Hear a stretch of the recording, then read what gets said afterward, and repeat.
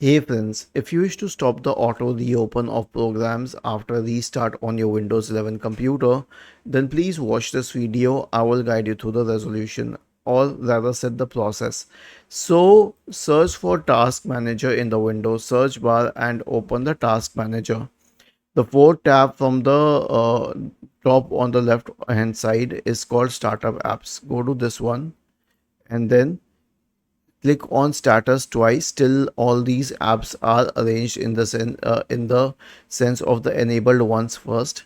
Okay, so the apps which are enabled are the ones which will launch at startup, and you wouldn't want all of them to automatically launch at startup.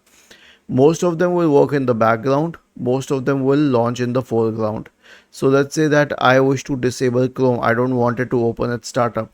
I will right click on it and select disable. I wish to disable Microsoft Edge. I will right click on Microsoft Edge and select disable.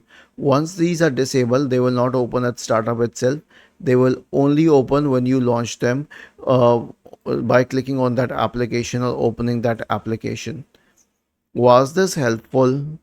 If yes, then please subscribe to the channel. If not, then let us know in the comment section of the video on how we could help you further. Thank you for watching this video and have a nice day.